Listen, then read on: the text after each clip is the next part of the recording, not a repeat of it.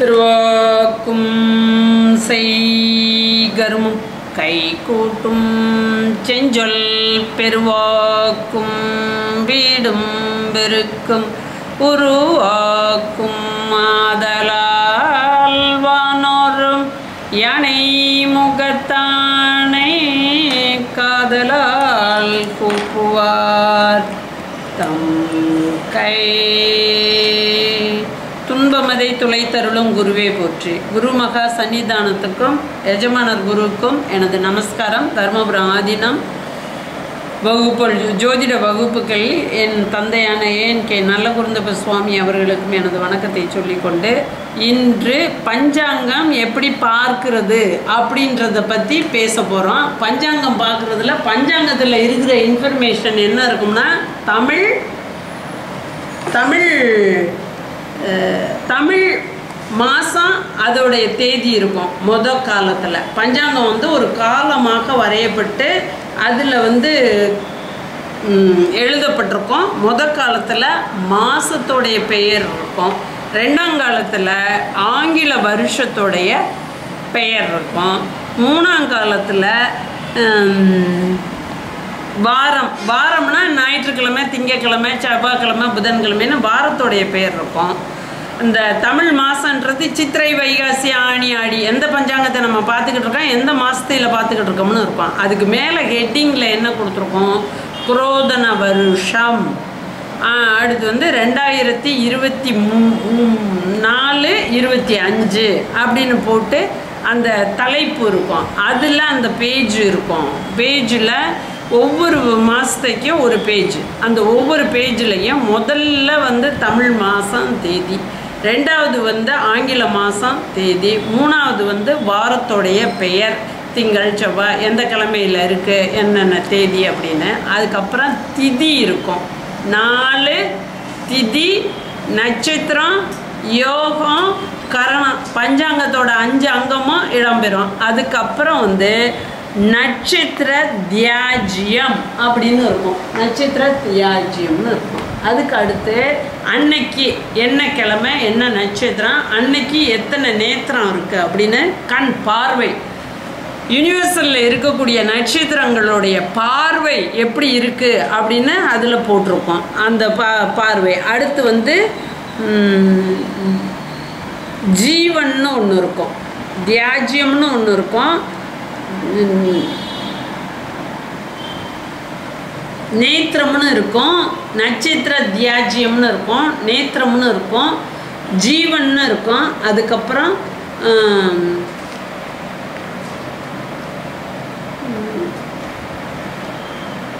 ஜீவன் இருக்கும்.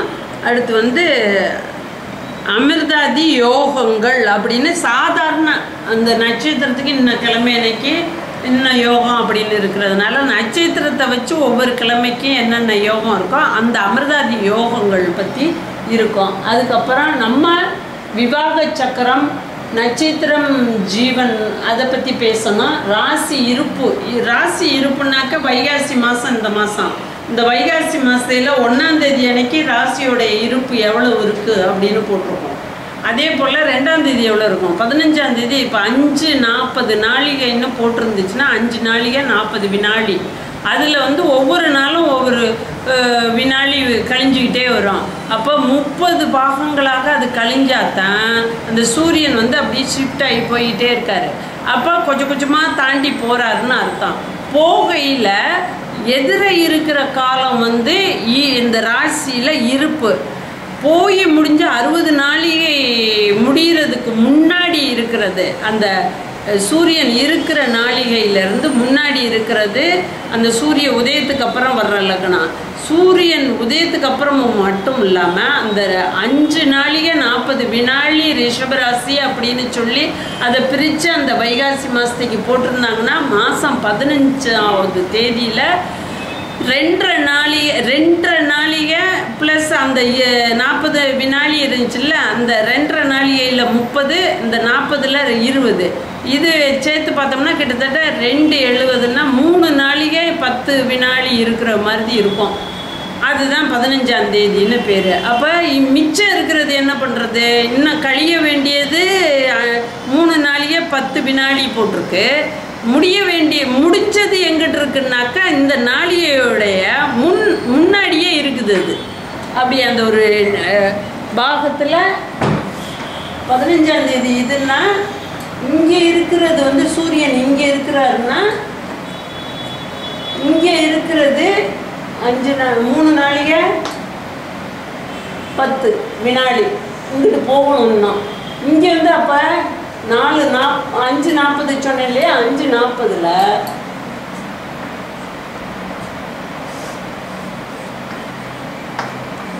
இந்த 2:20 நாளிகை இந்த சைடு போயிருக்கு, கடந்து வந்துட்டோம். அப்போ சூரியன் உதிச்சதுக்கு அப்புறம் இவ்வளவு நாளிகை இந்த லக்னத்தில் இருக்குது. ரிஷப லக்னத்தில் வைகாசி மாசத்துல சூரியன் உதிக்கிறதுக்கு முன்னாடி இவ்வளவு நாளிகை இருக்கு. ஆக மொத்தம் இது பிரம்ம முகூர்த்தமாக இருக்கக்கூடிய காலையில் 4 to 5க்குள்ள அந்த 2.5 நாளிகை கவர் ஆகும். 5 to 6 வரைக்கும் 5 to 6 வரைக்கும் இது கவர் ஆகும். 6க்கு சூரிய உதயம், 6லேருந்து 7:30 வரைக்கும் இங்கே இருக்கும். இப்படி அந்த லக்னம் இருக்கும், ரிஷப லக்னம். அப்படித்தான் அந்த இது இந்த இடத்த ராசி இருப்புன்னு சொல்லுவோம் இல்லையா? இதுக்கு பார்க்கணும். அடுத்து வந்து அகஸ் அப்படின்னு இருக்கு. வார சூளைன்னு ஒவ்வொரு வாரத்துக்கும் ஒரு திசை வந்து சூளையாக இருக்கும். அந்த திசையில் போகக்கூடாது. யோகினி அப்படின்றது அது வந்து யோகினி கணக்கு ஒன்று இருக்குது. இதையும் பார்க்கணும். இதெல்லாம் பார்த்தோம்னாக்க பஞ்சாங்கம் நல்லா விவரமாக பார்த்து எடுத்து சொல்கிற மாதிரி இருக்கும்.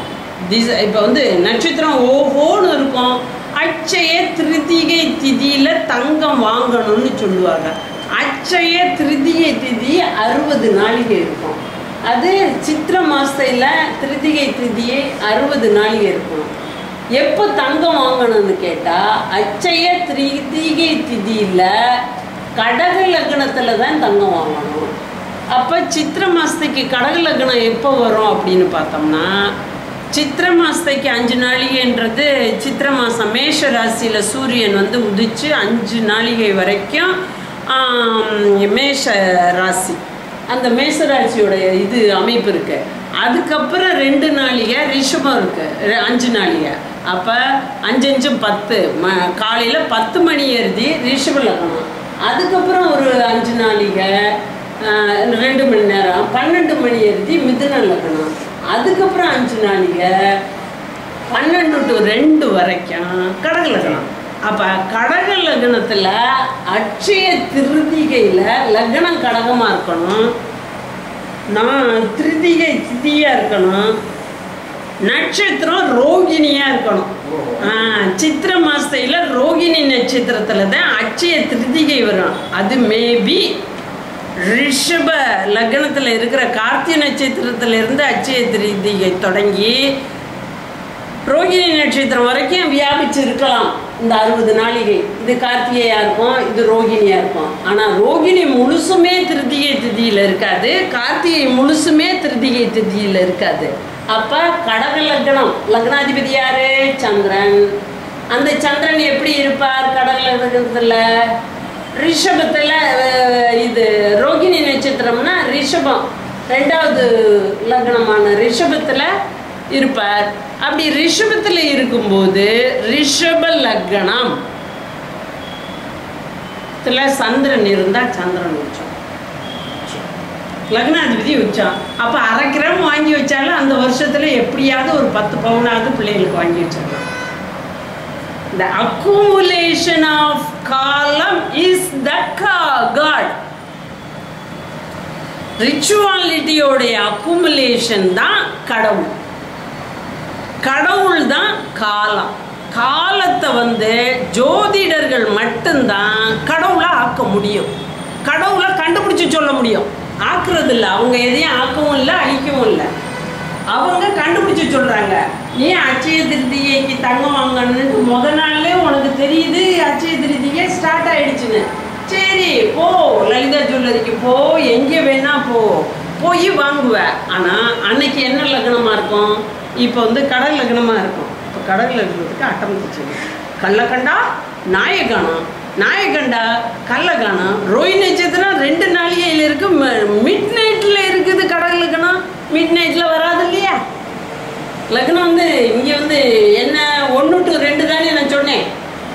12 to 2 5 நாளிகை, 2 மணி நேரம் 5 நாளிகை. இந்த இடத்துல தான் கடல் லக்னம் வரும். ரோஹிணி நட்சத்திரம் நைட்டில் இருந்துச்சுன்னா இந்த பார்டரில் அது முடிய போகிறது மாதிரி இருந்தா நம்ம போய் நின்றுக்கிட்டே இருப்பான். அவள் 5க்கு சாப்பிட போயிருப்பா. சாப்பிட போயிருந்தான்னா அந்த கடல் லக்னத்தோட அட்சய திருதியோட ரோஹிணி நட்சத்திரம் வரல. அப்போ அட்சய திருதிகை அந்த அட்சய பாத்திர மாட்டம் பெறுகிறதுக்கு அந்த ஸ்பாட் முனைப்பாக இருக்கணும். கடவுள் எங்கே இருக்கிறாருன்னு கண்டுபிடிக்கணும். சித்திரை மாதத்தில் வாஸ்து விழிப்புன்னு சொல்லிட்டு வாஸ்து விழிப்பை சாயங்காலம் போய் கொண்டாட முடியாது. என்ன நாளிகை விழிச்சிருக்குன்னு போட்டிருக்கோ அந்த நேரத்தில் தான் அதை கொண்டாடணும். அப்படி பார்க்கும்போது அப்பாவுக்கு பாவம் என்ன பண்ணுவார், ரொம்ப வயசானவர். தம்பி என்ன பண்ணிச்சு, லோன் சாங்ஷன் ஆகிடுச்சு. எனக்கு வீடு கட்டவும் நான் லோன் போட போகிறேன், எனக்கு அந்த வீடு முடிஞ்சிடணும் அப்படின்னு சொல்லிட்டு நைஸாக அது ஒரு இது பண்ணாக்கா அந்த வாஸ்து விழிப்பு நேரத்தில் அந்த மாதத்தில் எந்த சைடில் எப்படி படுத்திருப்பாருன்னு பார்க்கணும். வாஸ்து புருஷன் அவர் படுத்திருக்கிற நேரத்தில் எந்த இடத்துல தலை வச்சு படுத்திருக்காரு, எந்த இடத்த நம்ம ஸ்பாட் பண்ணணும் அப்படின்னு நம்ம கேட்குறோம். அப்படி பார்க்கும்போது ஒரு 4:30 மணிக்குள்ளே ஏர்லி மார்னிங் ஒரு மச்சேந்திரத்தை அந்த பிளாட்டில் போட்டுருங்க அப்படின்னு சொன்னோம். சரின்னு போய் பிளாட்டில் போட்டோமா. போட்டதை அது எங்கள் அண்ணன் சொல்லிச்சு, இதெல்லாம் திருத்தி கட்டுறது ரொம்ப சிக்கல் அண்ணா நகரில். நான் பாடு பூஜை போட்டுட்டு வந்துட்டேன். எனக்கு பூஜைன்னா அந்த ஸ்பாஞ்ச் மாதிரி ஒரு செருப்பு, அது ஒரு 3 இன்ச்சு உயரமாக இருக்கும். அது தரையில் கால் வச்சா மேடு பள்ளத்தில் என்னை கவுத்து விடுது. நான் எப்படியோ முண்டி அடிச்சுக்கிட்டு எந்திரிச்சு அந்த பூசணிக்காய் வெட்டுறது, அந்த பழங்களை உடச்சி போடுறது, அந்த இது வாஸ்து புருஷனை இது பண்ணுறது, அந்த குழிக்குள்ளே நவதானியங்களை போட்டு அதை சுழட்டி விடுறது எல்லாம் பண்ணி அந்த மச்சேந்திரத்தை கொண்டு போய் பிரதிஷ்டை பண்ணிட்டு வந்துட்டோம். ஒரு 3 வருஷத்துக்கு அப்புறம் அவர் குடி ஊதுறாரு. குடி ஊதையில் என்னை கூப்பிடுறவர் கையெழுத்து கும்பிடுறாரு. அவர் பெரிய ஐஜி கையெழுத்து கும்பிடுறாரு. நீ பூஜை போடாட்டின்னா நான் எப்படி இவ்வளவே 2 பிள்ளைங்களை படிக்க வச்சுக்கிட்டு என் அரசு சம்பளத்தை வாங்கி நான் எப்படி இந்த வீட்டை கட்ட முடியும்? அதுபாடு எனக்கு அதிர்ஷ்டம் சாங்ஷன் ஆகிடுச்சு. ஹவுசிங் போர்டில் வாங்கினேன், இதுவாகிடுச்சு. ஆனால் நீ பூஜை போட்டு கொடுத்த பற்றியா, அதுதான் எனக்கு ஒர்க் அவுட் ஆகிடுச்சு அப்படின்னா. அது எப்படி ஒர்க் அவுட் ஆகுது அப்படின்னா, என்ன மெட்டீரியல் வேணாலும் நீங்கள் யூஸ் படுத்திக்கோங்க, எவ்வளோ வேணாலும் எடுத்து யூஸ் படுத்துறதுக்கு பில்லு. அது மகாலட்சுமின்னு ஒரு ஹார்ட்வேர்ட்ஸு, அது அப்பாவுடைய கிளைண்டோட ஹார்ட்வேர்ட்ஸு. அவர் பாடு கிடுன்னா அவரே எல்லாரையும் வச்சுக்கிட்டு அது பாடு பில்லை மட்டும் கொடுத்து விடுவார். அப்பா கொடுப்பா. வெளிநாடுகளில் இருக்கிறதுனால அவருக்கு ஒரு சிரமமும் இல்லை. இந்த அரசு எம்ப்ளாயி லோனும் பே பண்ணிக்கிட்டு வீடு கட்டின மாதிரி ரெக்கார்டு ஹவுஸ் அவர் இன்னைக்கு நன்றி சொல்கிறார். எப்படி இருந்தா இந்த அந்த அந்த மாதிரி ஆஸ்பீசியஸ் கடவுள் எங்கே அக்குமுலேட் ஆறார்? ரிச்சுவாலிட்டி of the காலக்கணிதம். காலம்தான் கடவுள். இது திடீர்னு ஒரு நாளைக்கு போயிட்டு இன்னைக்கு சித்ரா பௌர்ணமின்ட்டு நம்ம அபிராமி பட்டராட்டம் படுத்துக்கிட்டு சொல்லக்கூடாதுல்ல. மன்னனை கூட்டியாந்து மறுபடியும் கேளுங்க அப்படின்னு சொன்னால் அவர்கிட்டையும் அவர் அப்படித்தான் சொல்கிறார். இன்னைக்கு பௌர்ணமி அப்படின்னு அவர் பக்திக்காக அம்மா காது தோட்டை பிடுங்கி அப்படி போட்டு அந்த பௌர்ணமி நிலவை காமிச்சிச்சு. அது அவருக்கு இருந்த பக்தியில் அக்குமுலேட் பண்ணுறாங்க. அன்னைக்கு சித்திரை நாள் பௌர்ணமி இல்லாத நாள் அன்னைக்கே சித்திரையை கொண்டு வந்து விடுறாங்க பக்தனுக்காக. ஆனால் காலம்ன்றது ஜோதிடர் ஒவ்வொருத்தரும் காலத்தை கணித்து தெய்வீகியனாக நாம் காலத்தை அளந்து ஒவ்வொரு கிளைண்ட்டுக்கும் நம்ம ஃபீட் பண்ண கிளைண்ட் என்ஜாய் பண்ணும்போது தான் நமக்கு சந்தோஷம். அவங்க சொல்லுவாங்க, மேடம் என்னன்னு தெரியாது, அது பொருத்தம் இல்லாத ஜாதகம் லவ் பண்ணிவிட்டாங்க, எப்படி கல்யாணம் பண்ணுறதுன்னு தெரியல, இந்த வெள்ளைக்காரனா லவ் பண்ணிடுச்சு மக, நீங்கள் ஜோசியர் குடும்பத்தில் பிறந்திருக்கீங்க, நீ யாருக்குல நீங்கள் இருக்கீங்க, என் தம்பிக்கிட்ட போய் ராஜனுக்கிட்ட நீ யாருக்குல இருக்கீங்க, நீங்கள் சும்மா அந்த ஜாதகம் 2ஐயும் பார்த்துட்டு கொடுங்க. ஏன்பா அது குரு பார்வை வந்துடும். என் பிள்ளை 2 பிள்ளையை பெற்றுக்கிட்டாது பெற்றுக்கிற வரைக்காவது அவனோட இருந்து காலம் தள்ளுனா போதும். சத்தியமாக சொல்கிறேன், அங்கே இருக்கிற வெள்ளைக்காரங்கள்லாம் அந்த பயபக்தியோட ஒரே திருமணத்தோட வாழ பழகுறாங்க. அப்போ நம்பிக்கை எப்படி இருக்குதுன்னா, அவங்க அனுபவிச்சதுக்காக அவங்க விட்டு பிள்ளைகளுக்கு அந்த குடும்பத்திலேருந்து சொன்னாலே போதும் என் பிள்ளை வாழும் அப்படிங்கிறாங்க. செய்யாருன்னு ஒரு இடம், அந்த இடத்துல ஒரு ஜோதிடர் இருந்தார். நவாப்புவும் நவாப்புடைய ஹெல்ப்பரும் அங்கே வர்றாங்க. வந்துட்டு நவாப்புடைய மந்திரி அந்த குதிரையிலேருந்து கீழே இறங்கி ஒரு குருவியை இப்படி காமிக்கிறாங்க. குருவியை காமிச்சு, இது பொழைக்கும்னு சொன்னீங்கன்னா இந்த வாழை எடுத்து வெட்டி பிடுவேன், பொழைக்காதுன்னு சொன்னீங்கன்னா கையை விரித்து பறக்க விட்டுருவேன். உன் ஜோசியத்தை பொய்ன்னு சொல்கிறதுக்காக வந்திருக்கேன் ஐயா, சொல்லிப்ப இது பொழைக்குமா சாகுமா அப்படின்னு. அப்போ பொழைக்குமா சாகுமான்னு சொல்கிறதுக்கு அவர் என்ன பண்ணுறாரு, கொஞ்சம் தியானம் பண்ணுறார். அவர் வந்து தன்னை மெடிடேட் பண்ணி ஒரு ஆத்மா தெய்வீக்கியனாக தன்னுடைய பாடியை என்ன சொல்லியிருக்கேன், மனசால் பொய் சொல்லக்கூடாது, வாக்கால் பொய் சொல்லக்கூடாது, உடம்பால் பல உடம்போட உரசக்கூடாது. அப்படி அந்த வாக்கு சுத்தம், மனச்சுத்தம், உடல் சுத்தம், அப்படி 3 இருக்கணும். வாக்கு, காயம், மனசு, வாக்கு, மனம், காயம், அந்த 3 சுத்தமாக இருக்கணும். சுத்தமாக இருக்கிறதோட பூஜைகளையும் எடுத்தா அப்படி அந்த இவைகள் வந்து நமக்கு சார்ஜ் ஆகும். அந்த மாதிரி அவர் சொன்ன உடனே இவர் என்ன பண்ணுறாரு, இப்படி ஒரு சத்த தியானத்தில் இருந்துட்டு சொல்கிற, அது பொழைச்சிக்க போகுதியா அப்படின்னு. அப்படியா சொல்லிவிட்டா, இந்த பார் குறுங்கத்தி நல்லா தீட்டி பள்ளன்னு இருக்குது, இந்த குருவி இங்கே இருக்குது, இதை பார் இது இங்கே இருக்குது, இது இப்படி இவரை பார்க்குது, அவரை பார்க்குது, இங்கே பார்க்குது, இப்படி இருக்குது. அந்த தலையை இப்படி பிடிச்சிருக்காரு, இப்படி வச்சுருக்காரு. இப்படி வச்சுருந்தது இவர் என்ன பண்ணுறாரு, உடையில் இருக்கிற கத்தி எடுத்து அந்த குருவியை அப்படி வெட்டுறாரு. வெட்டுனா அது என்ன பண்ணுது, தலையை கொண்டு இங்கே வச்சுக்குது. முதல்ல கத்தியில் எது படுது, கட்டை வரப்படுது அப்படின்றார். முடிஞ்சது, குருவி பறந்து போயிடுச்சு. அதுக்கு பேர் தான் தெய்வீக்கியன் அப்படின்னு பேர். இதே போல் தண்டபாணி தேசிகன்ட்டு தருமபுரம் ஆதீனத்தில் முன்னாடி தமிழ் நம்ம ஊவே சாமிநாத ஐயர்லாம் இருந்தாங்கல்ல, அவங்களுக்கெல்லாம் மாஸ்டர் அவர் இருந்தார். அப்போ சமஸ்கிருதத்தில் மாயவரத்தில் ஒரு இது பட்டிமன்றம் வரப்போகுது, அதுக்கு நீங்கள் தான் போகணும்னு சுவாமி காத்துக்கிட்டே இருந்து அவருக்கு ஆசீர்வாதம் பண்ணி அனுப்பி விட்டுறாங்க. அவர் போயிட்டு திரும்பி வர்ற வரைக்கும் இந்த சாமி சாப்பிடலை, தர்மபுரம் ஆதீன எஜமானர் சாமி சாப்பிடலை. இவர் என்ன பண்ணுறார், அவர் விட்டு பூஜை பெட்டாங்க 3 நாப்பில் பூஜை ரூம்லேயே இருக்குது. அவர் இப்படி போனதும் வீட்டில் ஆள் காத்துக்கிட்டு இருக்கு, நீங்கள் வந்ததுமே சாமி கூட்டிகிட்டு வர சொன்னாங்க அப்படின்னு. இவர் அந்த வீட்டுக்குள்ளே வந்தது சிவ பூஜையும் பண்ணலை, ஒன்றும் பண்ணலை. அந்த ஆதங்கத்தோட சரி சாமி கூப்பிட்டா நான் வர்றேன் அப்படின்ட்டு மறுபடியும் அங்கவஸ்திரம்லாம் ஒழுங்காக போட்டுக்கிட்டு இப்படி நடந்து வர்றாரு. நடந்து வரையில் வில்வ மரம் என்ன பண்ணுது, அப்படியே தனிஞ்சு அந்த இலைகளோடு நிற்கிது. அவர் நடந்து வர்ற பாதையில் அவர் என்ன பண்ணுறாரு, இந்த இலையை இப்படி உருவுறாரு.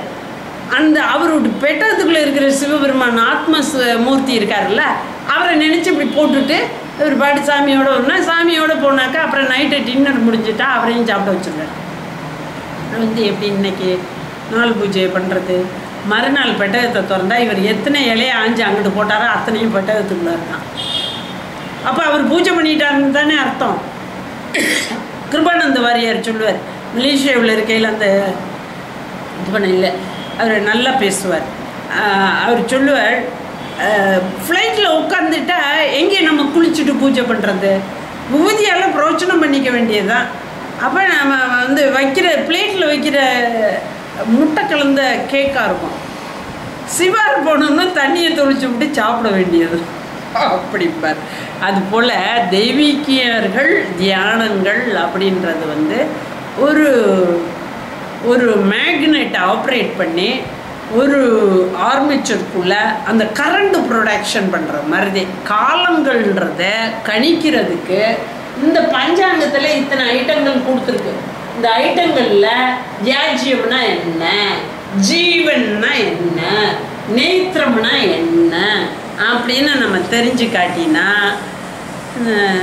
மலேசியாவில் ஆதீஸ்வரன் கோயிலில் கிளாங்கில் இதில் கேஎல்ல ஆதீஸ்வரன் கோயிலில் பிஜே ஓல்டு டவுனில் இருக்க அந்த கோயிலில் ஒரு ஐயர், அவரை வந்து ஒரு 12 மணிக்கு கோயில் சாத்துற நேரத்துக்கு ஒரு மனுஷி வந்து கேட்குது, எனக்கு கல்யாணம் பண்ணி வைக்கணும் என் பொண்ணுக்கு அப்படின்னு. இவர் 4 மணி 3 மணி 2 மணிக்கு இது கொடுக்குறாரு முகூர்த்தத்தை. நான் கூப்பிட்டுட்டு என்னப்பா இப்படி பண்ணுறியே எதனால? அக்கா ஊரில் நான் வீடு கட்டிக்கிட்டு இருக்கேன், எனக்கு வருமானத்தை உண்டு பண்ணாதான் நான் வீடை கட்ட முடியும், நீங்கள் வந்து அதெல்லாம் ஒன்றும் சொல்லாதீங்க, இது எல்லாம் என்ன 3 மாதம் வாழுங்களா கல்யாணம் கட்டிக்கிட்டு, அவ்வளோதான். எனக்கு கோயில் லீவாக இருக்கிற நேரம் 12 to 4, இதுக்குள்ளே முகூர்த்தம் ஒரு 5-6 கல்யாணம் பண்ணிட்டு வந்துடுவேன். அது ஒரு கலெக்ஷன். நான் வந்திருக்க விசாக்குள்ளே நான் ஊரில் கட்டுற வீட்டை ஃபினிஷ் பண்ணிட்டு போவேன். அதில் என்ன மிஸ் பண்ணுறோம்? முகூர்த்தத்தை மிஸ் பண்ணுறோம். அப்போ ஐயர்கிட்ட போய் ஜாதகம் எழுதி கொடுன்னா ஐயர் வந்து அஸ்ட்ராலஜி படித்தவர் இல்லை, அவர் பஞ்சாங்கத்தை பார்த்து அந்த இதுவே கட்டத்தை போட்டுட்டு லக்னம் குறிக்காமல் எழுதி கொடுத்துருவார். இன்னைக்கு அனுசரி நட்சத்திரத்தில் பிறந்திருக்கு, இந்த குழந்தை ராசி வந்து விருச்சிக ராசி இதாருக்கு ஜாதகம்னு கொடுத்துருவார். எடுத்து பார்க்குற ஜாதகங்கள் எல்லாம் லக்கணமே இருக்காது, பஞ்சாங்கத்தை பார்த்து எழுதியிருக்கோம். 5ஆம் தேதி வந்து சுக்கிரன் வந்து கன்னிக்கு வர்றாருன்னு போட்டிருக்கோம், குழந்தை 6ஆம் தேதி பிறந்திருக்கோம். கன்னியிலாம் சுக்கிரனை எழுதணும், பஞ்சாங்கத்தில் சிம்மத்தில் இருக்கும், அதையே அப்படியே எழுத கொடுத்தப்பட்டிருக்கோம். ஆக தெர் இஸ் அசம்பிளிங் ஆஃப் ஹாரோஸ்கோப்பில் வந்து அந்த போஸ்டிங் பண்ணுறது வந்து மிஸ்ஸிங் ஆகிறதுனால அது ஆயுஸ் முழுக்க ஜாதகத்தை நம்பாது, அப்புறம் தீக்காதான் ஃபார்ம் ஆகும். கடவுள் இல்லை, அது இல்லை, இது இல்லைன்னு எங்கேடா இந்த பூனையை குறுக்க போய் சொல்லிட்டு நம்ம பிரயாணம் எடுப்போம்ப்பா அப்படின்லாம் விகண்டவாதம் பண்ணுறாங்கல்ல. எல்லாத்துக்குமே இருக்குது. ஊறுகாய் சட்டிக்குள்ளே குபேரன் இருப்பார்னு சொல்கிறாங்க. அதே போல் அந்த கல் சட்டியில் உரைய வச்ச தயிரில் இருக்கிற டேஸ்ட்டு சில்வர் சட்டியில் உரைய வைக்கிற தயிரில் இருக்காது. அப்போ டெம்பரேச்சர் டு டெம்பரேச்சர் இதெல்லாம் மாறுது. அப்போ பஞ்சாங்கத்தில் இங்கே கொடுத்துருக்க விஷயாதிகளை நம்ம நோக்கணும் கரெக்டாக. இது வந்து சூலம் வந்து போடுவாங்க, திங்கக்கிழமை கிழக்க சூலம், செவ்வாய்க்கிழமை இது மாதிரி ஒவ்வொரு வாரங்களையும் சூளம் போடுவாங்க. அன்னைக்கு மக கூப்பிடுதுன்னு வேகமாக பேக்கை ரெடி பண்ணிக்கிட்டு மக வீட்டுக்கு போனால் அங்கே மகளுடைய மாமனார் உட்காந்துக்கிட்டு இருப்பார். நமக்கு போட்டியா எப்படி அங்கே இது நல்லா இருந்துட்டு வர முடியும்? சண்டையும் சச்சரவுமா கிளம்பி வர்ற மாதிரி தான் இருக்கும். நீ ஐயா என் பொண்ணுக்கு இவ்வளோ நகை போடுறேன்னா நீ போடலைன்னா அவங்க 2 பேரும் பொருத்திக்கிடுவாங்க. அந்த சூலம் பார்த்து நம்ம போனோம்னா பிரயாணங்களுக்கு வார சூலம் பயன்படும். யோகினின்றது நல்ல யோகினியா, இது இந்த சோர யோகினின்னு ஒன்று இருக்குது. அப்போ போய் பொண்ணை சடங்கை சுற்றி அந்த நேரத்தில் வீட்டுக்குள்ளே அழைச்சிக்கிட்டு வந்துடும். இந்த புஷ்பவதி ஆகி சடங்கை சுற்றி வீட்டுக்குள்ளே அழைச்சிக்கிட்டு இருக்கோம். அது கரெக்டாக காலேஜ் படிச்சுட்டு எக்ஸாம் முடித்த உடனே அப்பனுக்கு தெரியாமல் காதலனோட அது பாடு போயிடும். சோரம்னா என்ன அர்த்தம்? போகிறதுன்னு தானே அர்த்தம். இவங்க பெருசாக பெருமையாக கல்யாணம் பண்ண முடியாமல் போவாங்க. இப்போ each and every thing have its own important. அந்த இம்பார்ட்டன்ட் ரிச்சுவாலிட்டியெல்லாம் நம்ம பொருத்தி பார்க்குறதுக்கு தான் பஞ்சாங்க புத்தகம், அந்த பஞ்சாங்கம் படிக்கும் முறை அப்படின்னு இருக்கு. அப்போ இப்போ வந்து 5 4 திதி நட்சத்திரம் யோகம் கரணம் 5ஐயும் முடிச்சதுக்கு அப்புறம் தியாஜியம் நட்சத்திர தியாஜியம்னு ஒன்று இருக்குது. அந்த விஷ நாட்கள் அது இதுன்னு இருக்கும். அந்த தியாஜியம் பார்க்குறது, அதுக்கப்புறம் நேத்திரம் பார்க்குறது. அன்னைக்கு 2 நேத்திரமே இருக்காது. முகூர்த்தத்தை வச்சுருப்பேன். சனிக்கிழமை 12 மணிக்கு மேலே நான் வந்துடுறேன் உங்கள் மண்டபத்துக்கு, நீங்கள் ரெடியாக இருந்துக்கோங்கோ, நான் தாலி கட்டினதே எல்லாரையும் சாப்பிட வச்சுருங்கோ அப்படின்னு சொல்லிட்டு பெரிய மண்டபம் பிடிச்சிருப்பாங்க. சீன மலாய்க்காரன் இவங்கெல்லாம் பொறாமப்படுற அளவு ஒரே தேசஸாக இருக்கும் மண்டபம். அதில் வச்சு கல்யாணம் பண்ணால் 6 மாதத்துல இது கரு விட்டுரும். அது வந்து எனக்கு இப்போ வேண்டவே வேண்டான்னு வர்த்தி விட்டுரும். இந்த குழந்தைங்க 2 இது பிரிஞ்சுடுவா. இது சனிக்கிழமை நேத்திரம் இருக்காது, ஞாயிற்றுக்கிழமை நேத்திரம் இருக்காது, ஜீவன் இருக்காது. அப்போ கும்பாபிஷேகம் பண்ணால் ஜீவன் வேணும், கும்பாபிஷேகம் பண்ணால் நேத்திரம் வேணும். நேத்திர ஜீவன் ஹெவனில் ஓப்பன் ஆகியிருக்கிற அன்னைக்கு தான் நல்லதுகள் பண்ணணும். அப்போ தான் அதை உணர்ந்து நல்லது கெட்டதுகளை அனுபவிக்க முடியும் என்று சொல்லிக்கொண்டு பஞ்சாங்கம் படிக்கிற முறைகள் எதுக்கு, பஞ்சாங்கம் அப்பியர் ஆகக்கூடிய ஐட்டனரிஸ்ன்னு சொன்னேன். தமிழ் மாதம் இந்த மாதிரி வைகாசி மாதம், புரோதன வருஷம் வைகாசி மாதம்னு போட்டிருக்கோம். வைகாசி மாதத்துக்கு கீழே 1ஆம் தேதி 2ஆம் தேதின்னு 31 தேதிகள் போட்டிருப்போம். அதே போல் தமிழ் மாதம் மே அப்படின்னு போட்டிருப்பாங்க. மே 15லேருந்து ஜூன் 15 வரைக்கும் வைகாசி மாதம். அப்போ மே 31 இன்னைக்கு நேற்று முடிஞ்சிச்சு, இன்றைக்கி ஜூன் 1 ஆயிடுச்சு. இன்றைக்கி வந்து அவங்களுக்கு மாத பிறப்பு. அதுவை வந்து கேலண்டரில் பஞ்சாங்கத்தில் நம்ம முதல்ல போட மாட்டோம், வைகாசி 1 முதல்ல போடுவோம். வைகாசி 1ன்றது மே 14ஆம் தேதி 15ஆம் தேதி பிறந்துடும். அப்போ 2 இதோடு 2 மாதம் ஒரு தமிழ் மாதத்தில் கலக்கும் இது ஆங்கிலத்துக்கு. அடுத்து வந்து நாள் இன்றைக்கி என்ன 21ஆம் தேதி, இன்றைக்கி என்ன நாள் அப்படின்னு பார்க்கும்போது சனிக்கிழமை. அப்போ சனிக்கிழமை 1ஆம் தேதி அப்படின்ட்டு பண்ணோம். சனிக்கிழமை அடுத்து 1ஆம் தேதி என்ன, ஜூன் 1ஆம் தேதிக்கு பக்கத்தில் சனிக்கிழமை இருக்கும். அதுக்கு அடுத்து சனிக்கிழமைக்கு அடுத்து திதி இருக்கும். திதிக்கு அடுத்து நட்சத்திரம் இருக்கும். நட்சத்திரத்துக்கு அடுத்து யோகம் இருக்கும். யோகத்துக்கு அப்புறம் கரணம் இருக்கும். இப்போ 5 பொருள் ஆகிடுச்சா, 4 திதி நட்சத்திரம் யோகம் கரணம். 5க்கு அப்புறம் நட்சத்திர தியாஜ்யம்னு எக்ஸ்ட்ரா இருக்கும். 21 பாம்பு பஞ்சாங்கம் ஸ்ரீரங்கம் பஞ்சாங்கத்தை பார்த்தோம்னா அதில் இருக்கும் நட்சத்திர தியாஜ்யம் அப்படின்னு இருக்கும். அதுக்கு அடுத்ததில் நேத்திரம் அப்படின்னு இருக்கும். அதுக்கு அடுத்ததில் ஜீவன் 1 2 அரையா காலா அப்படின்னு இருக்கும். அதுக்கு அடுத்ததில் வந்து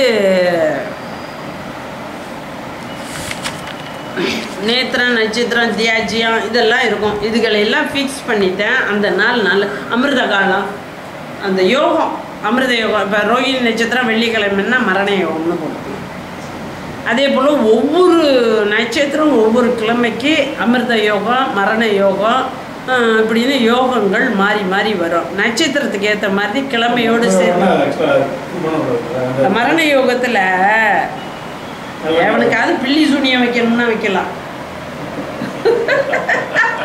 புரியுறதா? பயன்படுத்தக்கூடாதான்னு கேட்காதீங்க. பயன் எதுக்கு அப்படின்னு சொல்லணும். அதில் வந்து இந்த புவனை காக்கியம் அப்படின்ட்டு ஒன்று இருக்குது.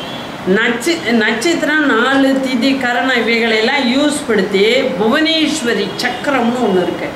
இது பஞ்சபட்சி வரைக்கும் யூஸ் பண்ணி இந்த புவனை சக்கரத்தை வரைவாங்க.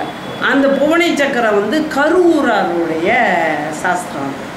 அதில் வந்து வேறு என்னைக்கு பிடுங்கணும், அதுக்கு எப்படி பூஜை பண்ணணும், என்ன மந்திரம் சொல்லி பூஜை பண்ணணும்னா நீலகண்ட மந்திரம் சொல்லணுமா மகேஸ்வர மந்திரம் சொல்லணுமா?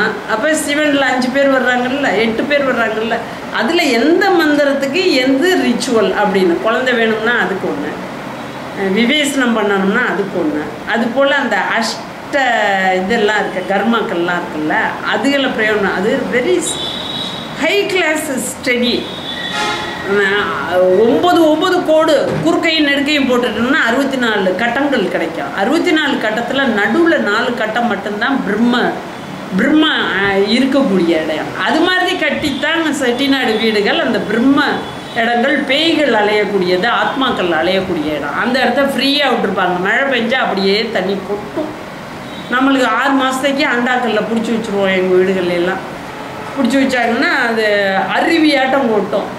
நம்ம பாடி நம்ம வாழக்கூடிய ஏரியாக்களில் வடக்கு பக்கத்தில் ஆண் மக்களுக்கு ரூம்களை போட்டு கொடுப்போம், தெற்கு பக்கத்தில் பெண் மக்களுக்கு ரூமை கொடுப்போம். முதல் முகப்பில் வந்து செடி கொடி அதெல்லாம் வச்சுருப்போம். 2வது பத்தியில் செருப்பு இதுக்காக கலட்டி விடுவோம். 3வது பத்தியில் ஃபேனை போட்டு இந்த வெளியூர்கள்லேருந்து வர்ற ஜனங்கள் தங்குறதுக்கு விட்டுருப்போம். மெயின் கேட்டு மெயினை திறந்துட்டு போனால் உள்ளே ஒரு ஹால் இருக்கும். உள்ளே ஒரு ஹாலில் நம்மளுக்கு வேண்டப்பட்டவங்க உறவினர்கள் வந்திருந்தாங்கன்னா லைட்டை போட்டு ஃபேனை போட்டு இதெல்லாம் போட்டு ஜம்கெல்லாம் வைப்பான். அதுக்கப்புறம் அந்த இது சுத்துக்கட்டு வீடுன்ற மாதிரி அந்த சுத்துக்கட்டு வீடு இருக்கும். சுத்துக்கட்டு வீட்டில் இந்த சைடு பெண்கள் வாழக்கூடிய ஏரியா, இந்த சைடு ஆண்கள் வாழக்கூடிய ஏரியா, 2 பக்கங்களும் ரூம் இருக்கும். அப்படியே தாண்டி ஒரு 5-6 ரூமை தாண்டி அங்கிட்டு போனோம்னா ஒரு பத்தி இருக்கும். அந்த பத்தியில் கரெக்டாக தென்கிழக்கு சைடில் அடுப்படியோட அது ஒரு இது இருக்கும். இந்த சைடு ஸ்டோர் ரூம் மட்டும் இருக்கும். அடுத்து 2 படி இறங்கி போனோம்னா ஆடு மாடுகள்லாம் வைக்கிறதுக்கு ஒரு கதவை ஓப்பன் பண்ணிக்கிட்டு சைடு நம்ம வீட்டோடைய சைடு ஃபுல்லாக கோசாலை இருக்கிற மாதிரி இருக்கும். கிணறு இருக்கும்.